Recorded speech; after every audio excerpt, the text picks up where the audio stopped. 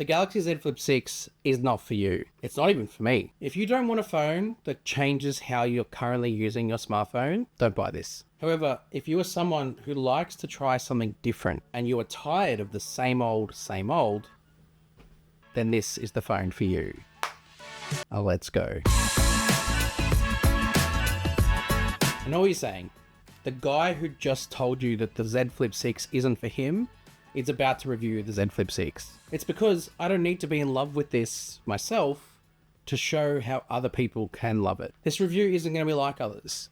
It's not about the performance. It's not about the battery life or the output of the camera. It's about the practical benefits of owning this form factor. And whilst it's specific to the Flip 6 because it's the one I used, you could literally apply this to any flip phone that gets made. That being said, Samsung got it pretty well down pat. I want to talk about some of the benefits, but also talk about what might make you want to avoid this at the end. Starting with the convenience of the Flip, and it all comes down to this cover screen. It changes your behavior. And that cover screen is the first way that it does it. This screen can stop you from doing so many things on your phone that you maybe want to start avoiding. Doom scrolling, I guess, being like the main obvious one. It's because Samsung have well thought out this cover screen's UI in much better ways compared to others.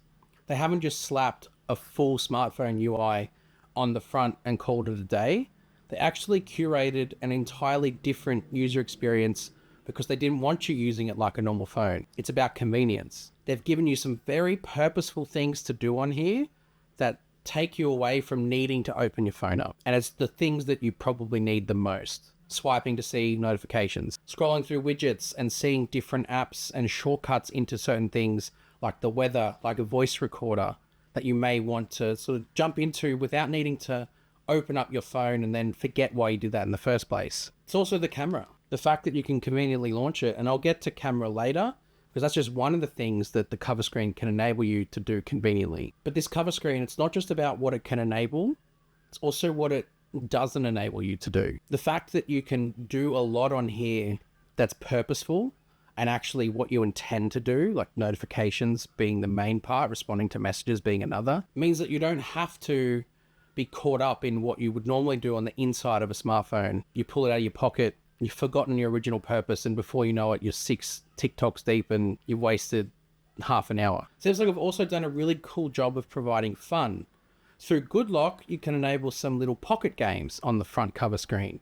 And these are great for time killing, and they're a bit of fun and dexterity and interaction that you can do in lots of different situations. Like if you're in the doctor's office, for example, waiting to see the doctor, do that instead of just mindlessly scrolling Twitter. There's also the cool backgrounds on the cover screen, which Samsung have enabled some sort of dexterity and movement as part of that too, where when you move the phone, the backgrounds move with it. I like that sort of fun that they do. The camera experience for me though is what truly sets this apart from a conventional smartphone, but it's also something that's not going to be desirable for everyone. Some people just want a simple point and shoot camera. This obviously can do that, but there is some more complexities and more capabilities that the form factor enables that you might just not need, so you don't need it. But should you want them, let's go through what they are. Samsung have built an entire camera software ecosystem around this hinge. The most obvious one is that you can take selfies using the rear cameras without having to open the phone up.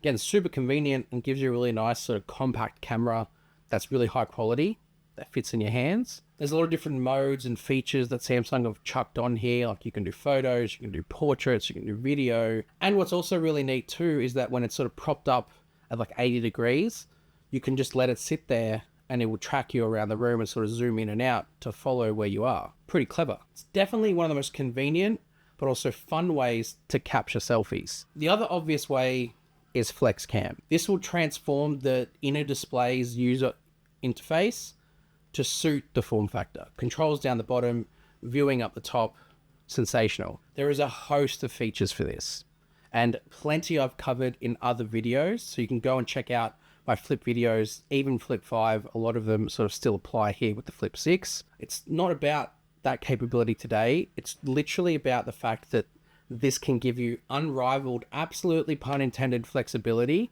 that other phones just won't do. It is so transformative for content capturing. Being able to set it down on a table and use the different software elements to capture certain things. Like, especially as a YouTuber, it's so great to have a pocket camera that's capable of just capturing B-roll without needing to take anything too large around with you. You can get unique angles that a normal smartphone just cannot get, especially hands-free. And that's the thing. The cameras on here are not about their output. Obviously, Samsung improved them with the Flip 6 this year. The 8 Gen 3 for Galaxy and the new 50 megapixel main camera obviously will provide better output, but that is not the point. If you are diminishing the phones down to just the output of the cameras, then you're doing it a disservice, because it is about so much more than that. Now, all the other things. Obviously, it still needs to work as a phone, because all those things that I showed you, they might take adjusting, but they're a positive adjustment. They can unlock things that other phones can't do. But there's some things you might need to get used to in owning a flip phone. The first is the obvious one, the fact that you now have an extra step to get into your phone. And Samsung have navigated that a little bit by allowing you to install any app on the cover screen through Good Lock, but you have to be in the know almost to be able to do that. Like, a normal phone also won't have a crease running through the middle. And whilst eventually your mind just sort of blanks it out, you will notice it when you're scrolling, because it's down the middle of the phone and it's where your finger will naturally sort of scroll up and down. And it's not something you'll get used to in a positive way. It'll just be something you have to endure. You just have to weigh up whether the stuff that is positive outweighs that sort of impact of a crease, as an example. A normal phone too also has a more natural aspect ratio. Whilst this is narrow, so you can reach across it with one hand quite nicely, it is quite tall. It's a 6.7 inch display, but it's narrow and tall in that 6.7 inches. So that can make it a little bit unwieldy if you're trying to reach the top. You could just bend it like this and navigate your way that way, but it's not the way it's meant to be done. But outside of those few things, the UI and oneui operates as a normal smartphone. You don't actually miss out on any of the oneui features just because it's a foldable. In fact, what a normal phone can't do, the Flip 6 can. The ability, again, using flex mode, to be able to prop it down on any surface and have your top content at the top half and you sort of control down the bottom. For YouTube is my main example, is so good, especially if you're on the go around the house, like cooking in the kitchen, eating your breakfast. You've got yourself a little portable content machine that not only captures content, but allows you to consume it in a convenient way as well, because you've got the YouTube controls down the bottom and you've got the viewing up the top.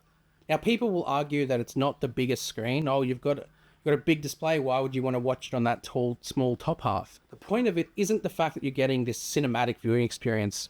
It's the convenience of the fact that you can do that. Now, I know I haven't shown a lot of things that regular Flip users or loyal Flip users won't know. But if you aren't using a Flip now and a lot of this stuff is of interest to you, it might be worth trying to check this out.